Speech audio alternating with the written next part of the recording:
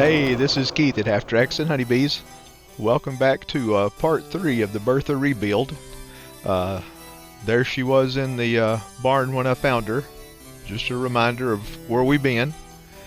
Here she is once I got done with her. We'll look at some more pictures today, and I'll just kind of ramble along with them like I did in the other two. So here we go.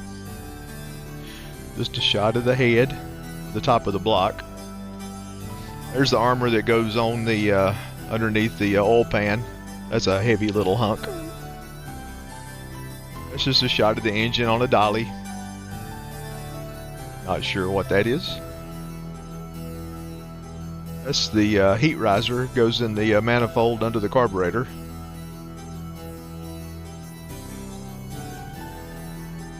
Don't know. That's just a shot looking at the shop. The engine, half track, Bertha in the background. Engine on the dolly again. There's a hydrovac before I worked on it.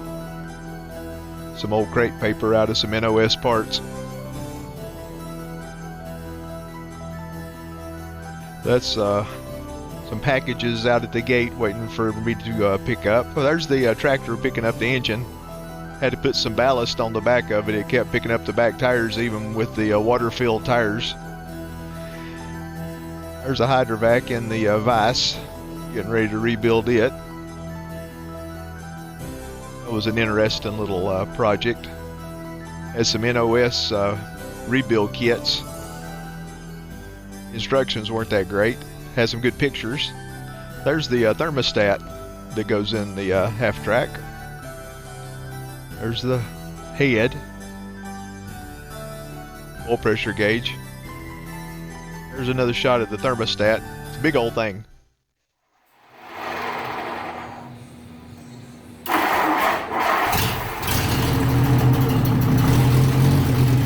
Here's one of the first startups that we had.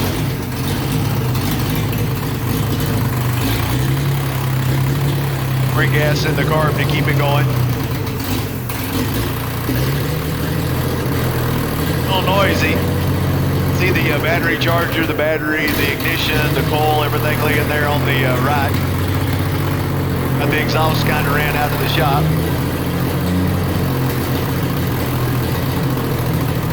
Sounds a little rough right here. Don't have her quite tuned in yet, but she ran. Doing a compression test.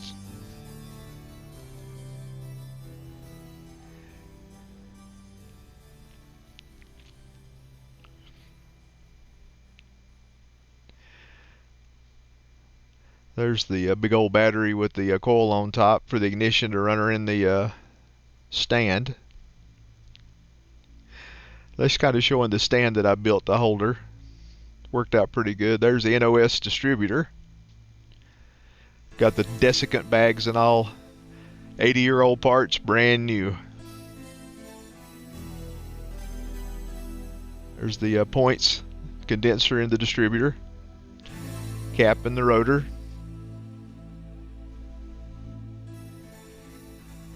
Getting everything wired up to run her.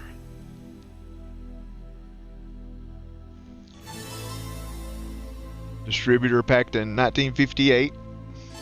There's one of the brackets that holds that big oil pan armor. There you can kind of see the stand that I built to hold the engine while I started it up. Nothing fancy, but worked good.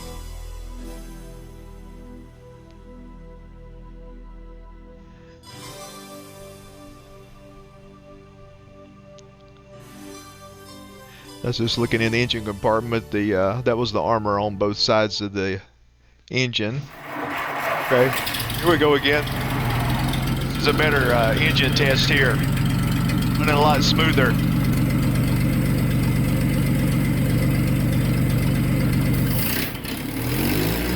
Got good oil pressure.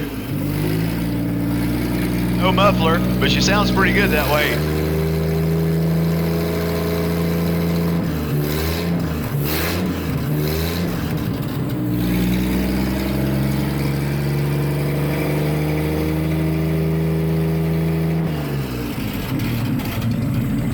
There's my gas tank, an old tank can feeding into the carburetor. See, got the radiator on it, all the hoses hooked up, so I could run her for quite a while in the stand.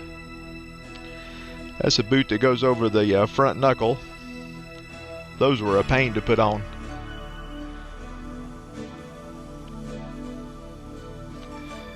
There's the old goopy grease in the back of the generator. There we got one of the crabs laid out. 175, that's on, I think that was on one of the bogies. Engine plate. Drive belts. There's the flywheel.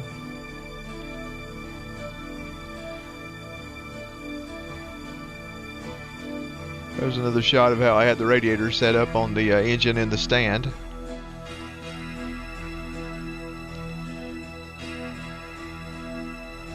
Release bearing.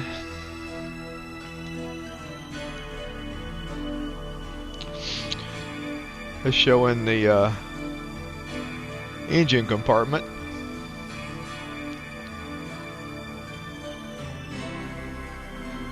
It's funny, if you look at that radiator, you'll see a little window down in the bottom right corner. That's where the drive shaft runs through that goes to the PTO. See it right there? The bottom right. The drive shaft actually runs through the radiator.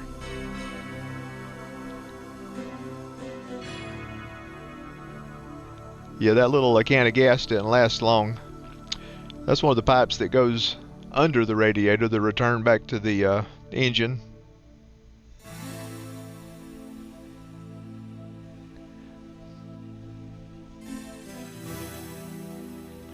I like the way they used all the brass. I left it gold because I thought it looked cool.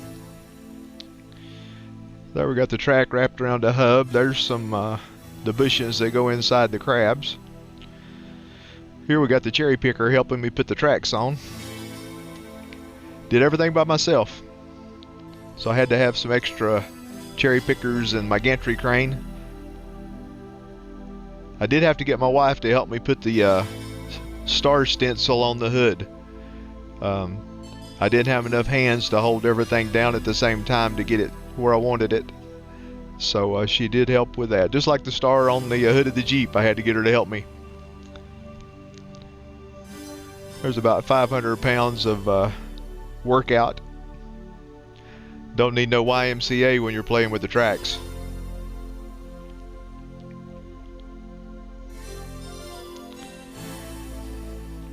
There's that little brush again that I use, that little flex on. It worked great for a lot of stuff.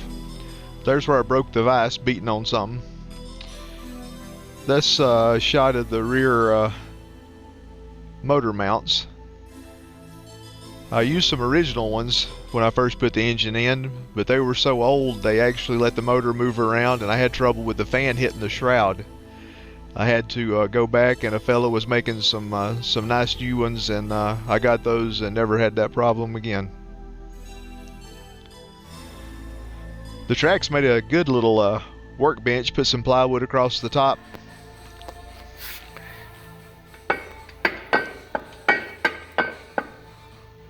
That's just showing a crab the way it's supposed to work.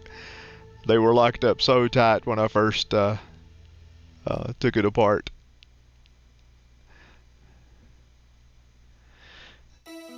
Here we show jacking the crab up with the loot springs on top. Then you gotta, put in the engine again. Look how smooth it is. That little unibit sitting there not falling over.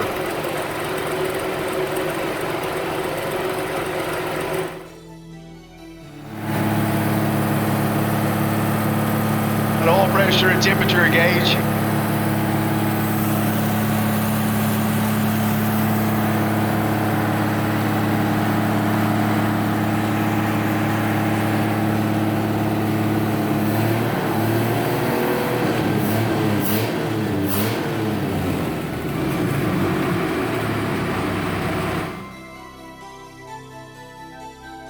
Yeah, I ran the engine quite a bit on that stand. It was a lot of fun. Made a lot of racket. Nothing wrong with that. There's a shaft out of a crab assembly.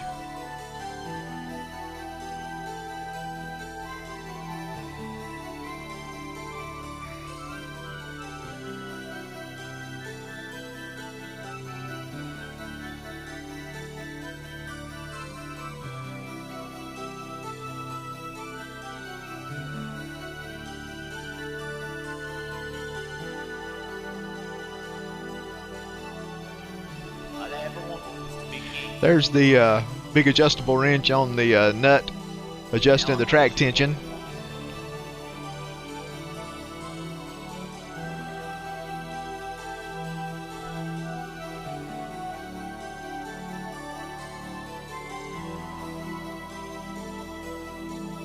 It started looking pretty cool when I got the tracks on it.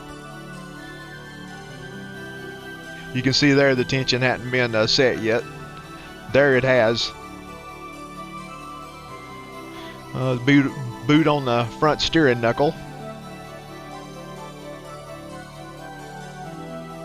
There's the great old big generator. That's a heavy thing. I made sure I mounted it on the engine so I wouldn't have to pick it up in there and mount it after the engine was in the half track. I put it all in at once. That worked out nice. There's some of the cool gauges that go into it. Kind of an Art Deco looking gauge.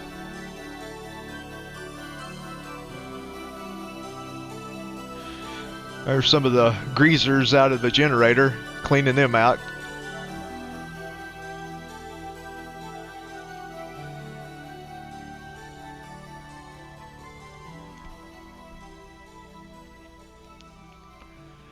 There's a release bearing or a throwout bearing.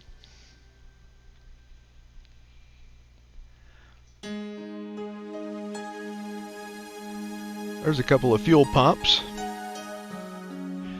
Some miscellaneous rusty hardware. I think this is where I was drilling out the bolts in that plate that runs horizontal under the windshield. Yeah, right there. All of those bolts were rusted from sitting in the rain in Texas. Ended up having to drill the tops off, which worked out pretty good. The tops would just pop off if you drilled them just right.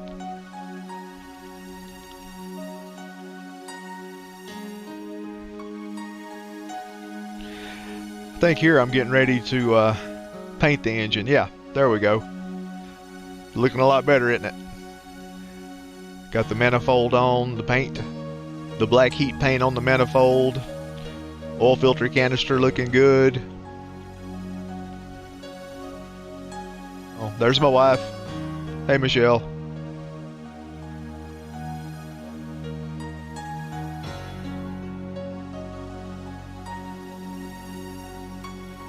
Yeah, this is after I paint it, and then I made sure to get the letters where they would stand out a bit. I thought that was kind of cool, having the word white in black. Kind of ironic, huh? Front of the motor, big old water pump. Lots of rusty hardware. There kind of shows the gantry crane sitting over it. That worked out really good.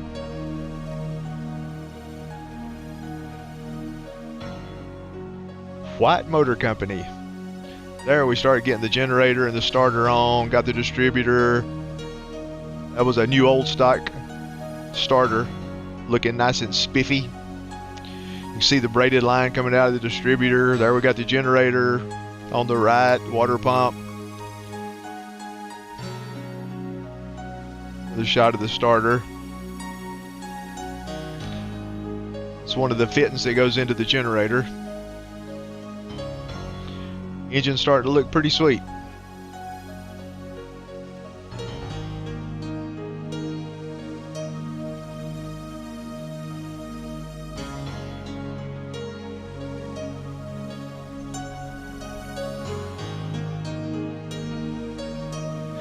Oh, there was the NOS starter that was still wrapped in paper.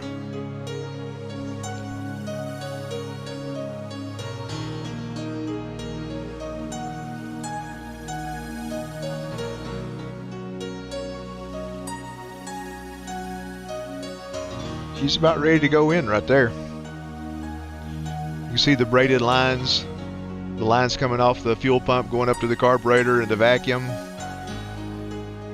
Here we start working on some of the electrical. Got a ladybug. Voltmeter in the dash.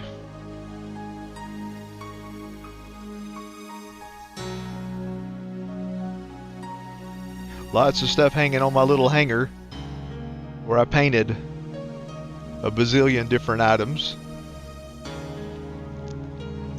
There's a brand new NOS voltage regulator. Still got the bags of desiccant in there.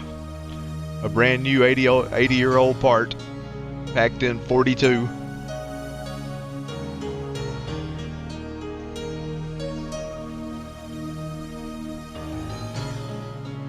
There's some the desiccant bags. There's a braided line. Filter. This is looking at the dash, the different fittings that go in the dash. Made some pictures as a record before I took everything apart.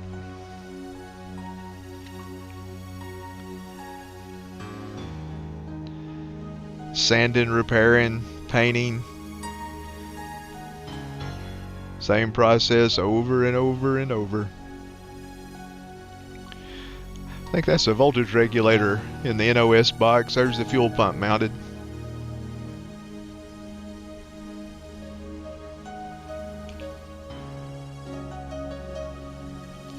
Still looking at the back of the dash. An old rusted square nut. You tell that's an oldie.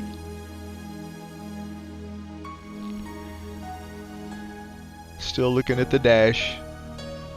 This is where I had plywood on the tracks. Use them for a workbench. It worked out good. Just getting everything ready to put the dashes together, or the dash together.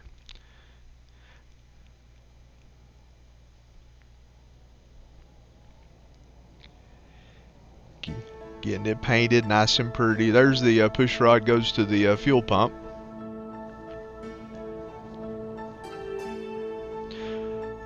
There's some of the old wiring harness I pulled out of it.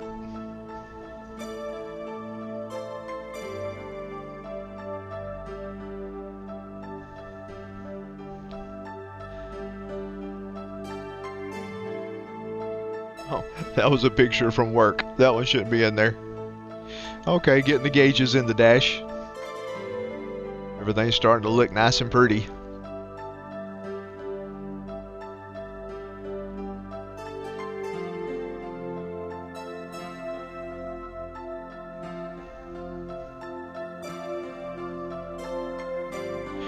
That's the back of the speedometer.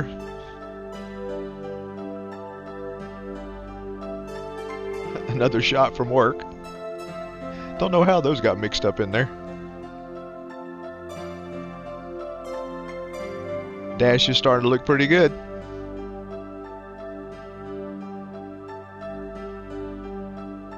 There's the engine compartment before I got anything, any of the wiring hooked up. See all the holes in the firewall where stuff runs through. There's one of the seats, restoring it. There's the old rusty tracks under the seat, had to clean all that up. That's on the PTO control. There was a 30-06 cartridge behind the filter can under the dash from back when it was on a military base back in Colorado, used for training. That 30-06 cartridge was a remnant of its Army days 80 years ago.